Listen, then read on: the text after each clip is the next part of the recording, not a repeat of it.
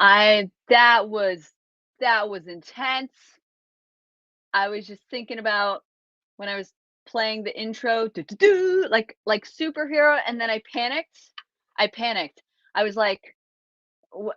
What? I was like, do what?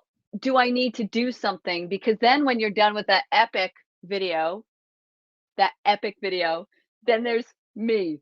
I'm just like, hey everybody, my name's Tory Bryant. I am the creator of Spacebots. Welcome. That's how I feel right now. Because let's be real, that was pretty epic. That was pretty epic. But hello everybody. I am here in my studio. I think I've mentioned it before. My studio is a closet, but it has a window. So in real estate terms, it's actually a bedroom because it's got a window and it's a closet. Usually, if I'm getting into the details of how this works, when you go see a home, if you come into a room with no closet, it's not a bedroom. But what if you're in the closet?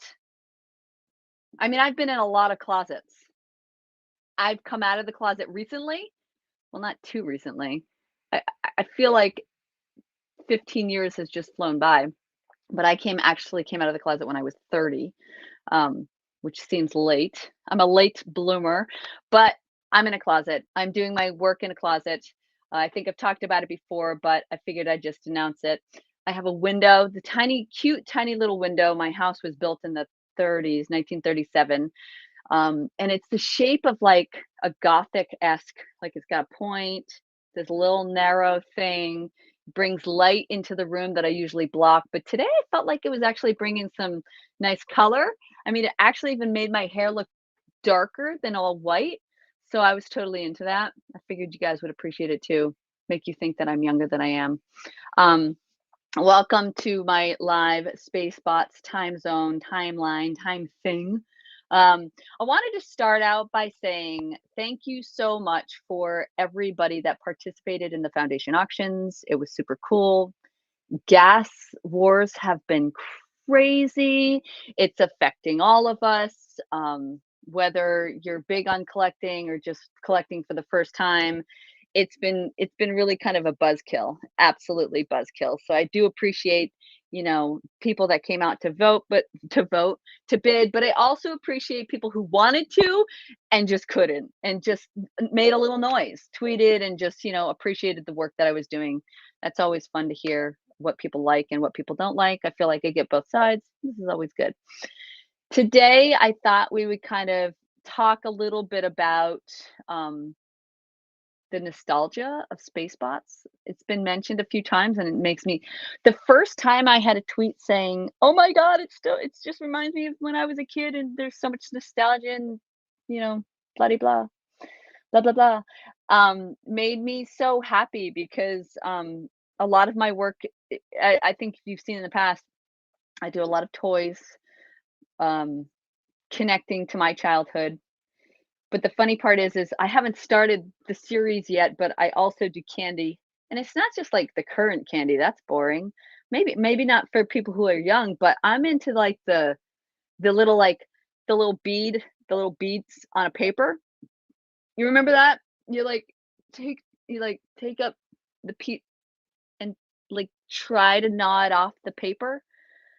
Um that was fun, right? Got paper in your mouth, you're like spitting up. And when I was a kid, I could not stand eating paper.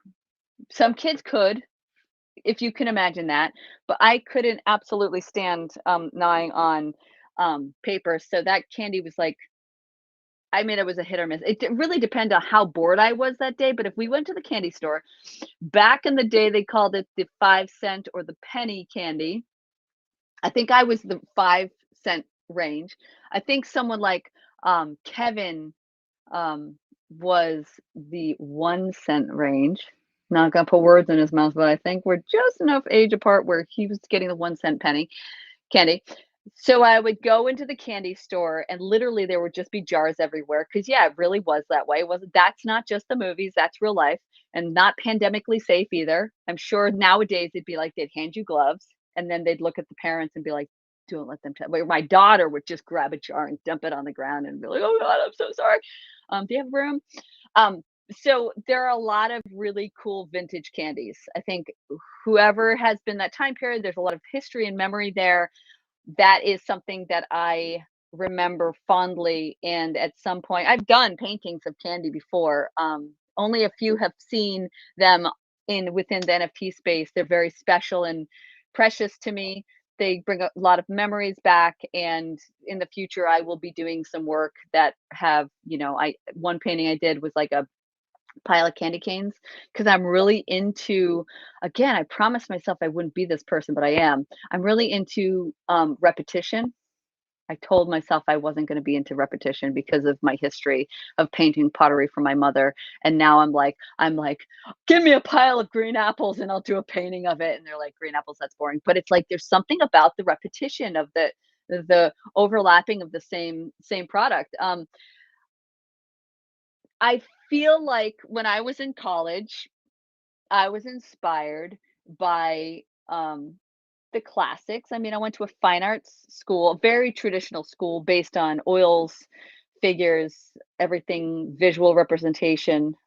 You weren't using much of your like imagination in a sense because like if you're using your imagination while drawing a figure, you're probably drawing an extra arm or you're like, going beyond there. But it was a really cool school, great place to start my career and the fundamentals and the really having a really good structure of that.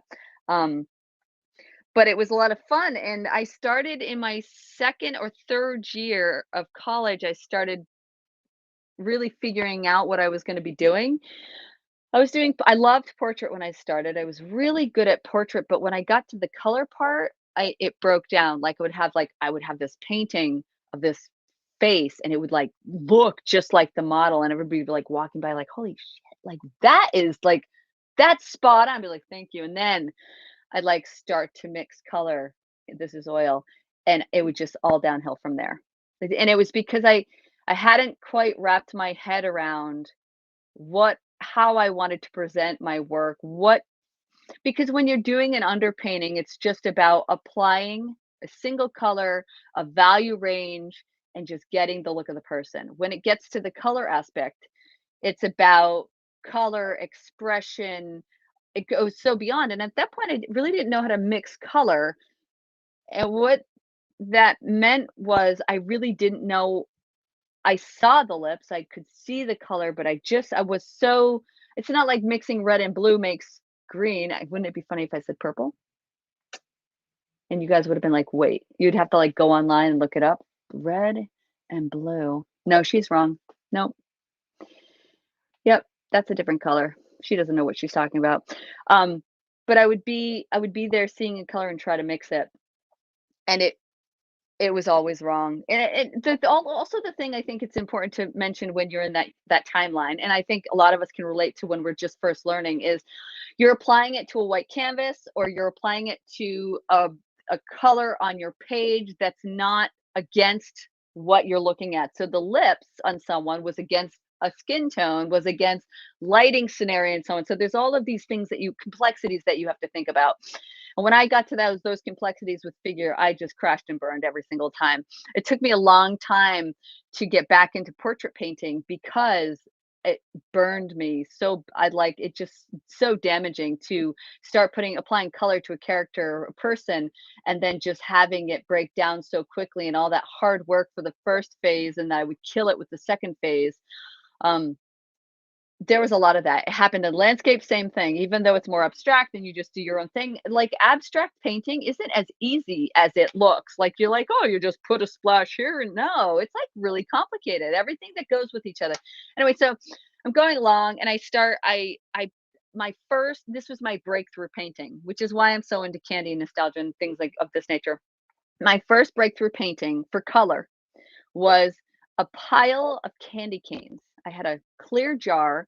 I stuffed a bunch of candy canes inside, and then I put a mound of candy canes on the outside, and I put it up. And I was like, okay, I think this is going to be my painting. And my teacher came around and was just like, "You're going to paint my my teacher came around and was like, "You're gonna paint that?" And I was like, at this point, I really was questioning my sanity. I was like, "Should I paint this? This seems like it might be too complicated." And he came around, and he's like, "This was the same teacher who told me I kept doing something wrong in a painting, so finally in front of him, I wiped the whole painting out just to, like, prove to him that he can't get in my head." I was like, "I'm just gonna wipe it down, I'm gonna pretend it doesn't affect me." I'm like, "Oh god, I just wiped the whole thing down. It's okay. This is I'm totally brave."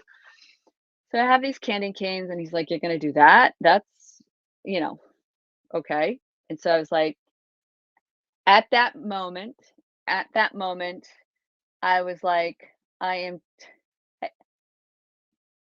hey, Sean, Sean Paul, how are you? Have oh my goodness, keep case hi. I just decided to go to my chat because I'm like in mid. Um, thank you guys. I'm so excited that you're here, and I felt like this time I just wanted to talk, which could be entirely boring for someone to listen to, but I just wanted to kind of tell you about how my brain thinks and where I came from.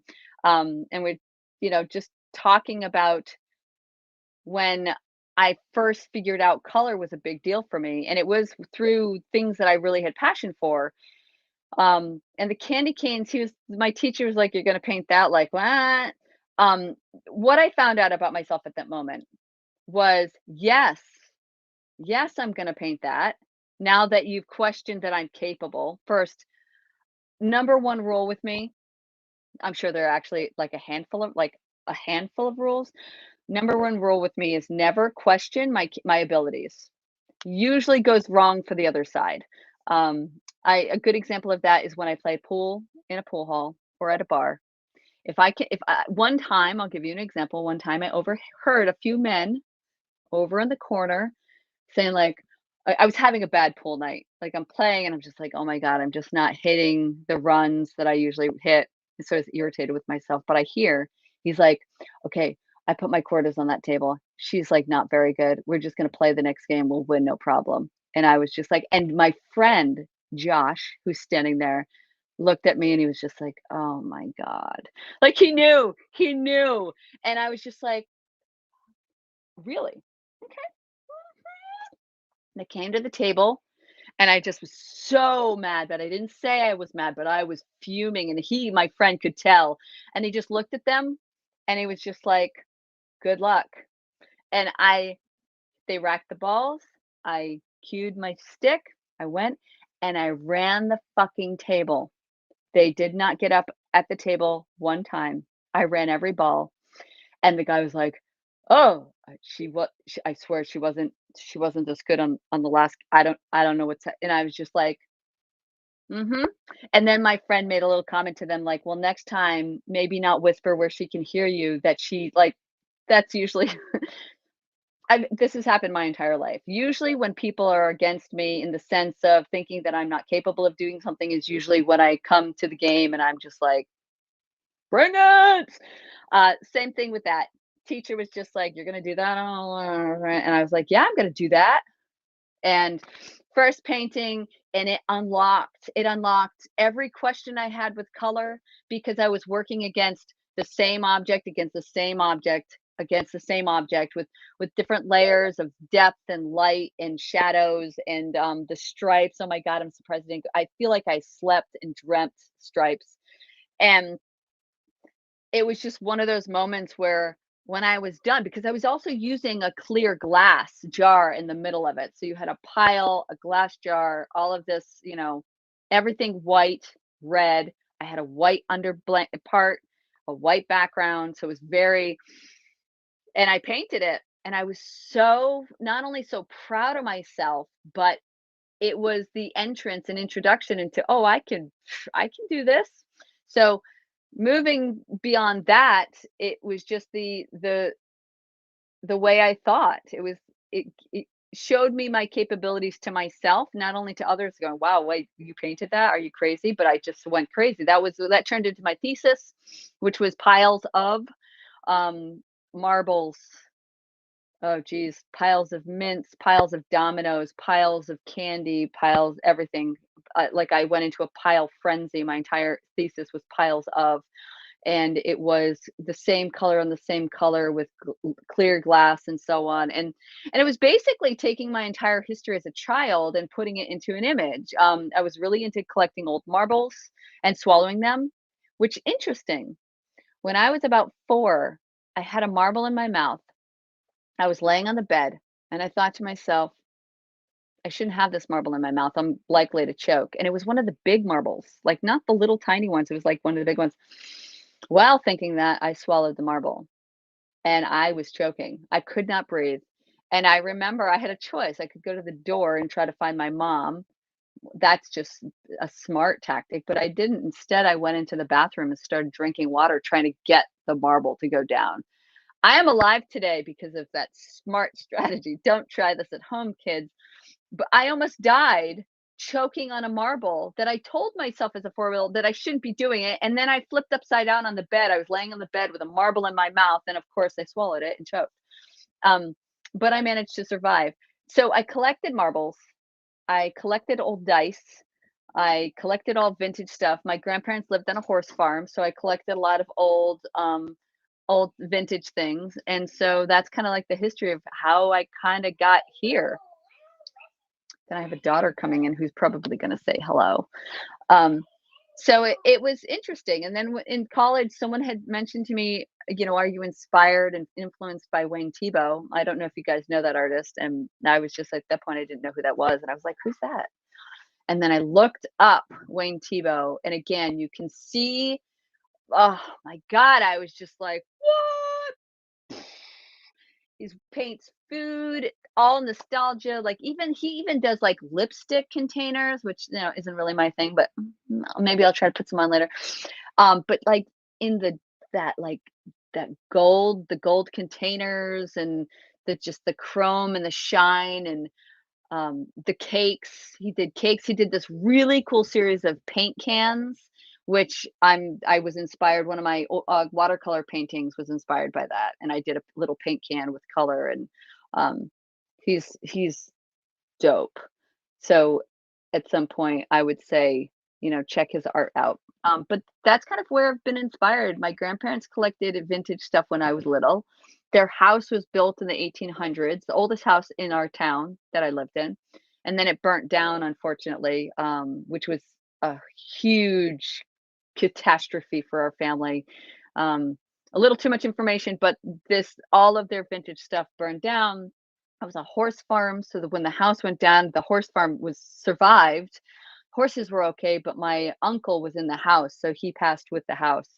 And so that was like one of those moments of like, we lived across the street and there's nothing really we could do. And it was just like, but I think a lot of all of those memories and moments in my life really do come to my present and what I'm doing and remembering the happy moments when you're a kid and like digging through my grandmother's attic and finding these 50s toys where we get to now and finding these cool like laser guns and finding these characters and just being inspired and having my brother doing comics and and I'm gathering these toys and collecting them and like I used to go to flea markets and sell baseball cards and toys and old vintage things. And so I mean I don't really do much vintage shopping anymore. It's just I'm not in a location where that's a big thing. But I'm totally when I was in Asia, I actually went to Japan and went to a flea market. I brought back the weirdest things. So, like, oh, this statue is really cool, and oh, this mask, and so I packed them up really gently, and I brought them home, and I showed my wife, and she was just like, "Oh," and then my daughter saw the statues and screamed, and Teo was like, "That can't be in the room. That can't be in the house. I'm too scared." Speaking of daughters and children, hey, oh hi, oh my God, hi. Do you want to say hi? No, I'm sorry, baby. Say hi. Say hi to everybody. Okay. Can you say hello though? Hi, bye. My daughter is demanding nap time, right? You want nap? Don't kick the table. Woo! So guys, I just wanted, again, thanks for everybody who's participating in these projects, these foundation bits. Really appreciate your time. I wish I could lock children out of this closet, but I can't. It's their day off, if you haven't noticed. This is my normal life. Can you go get Kit Kat so you can show Kit Kat to them? Because that's what they're really here to see. Go on, go show them. I'm gonna go get Kit Kat for everybody to see. Yeah, get Kit Kat. She's very sweaty. It's okay. Bring her here. This is my real life. Oh, okay. You want to show? Want to show? Say hi. Say this is Kit Kat. You want to show outside? Well, guys, I'm so sorry. I have to cut this short. My real life is bleeding into my live life today. But it's okay, baby. It was so fun to just chat with you, give you a little history of where I'm coming from. I hope to talk to you again soon. And have, maybe on a school day, unexpected Friday. Love you all, and I'll talk to you soon.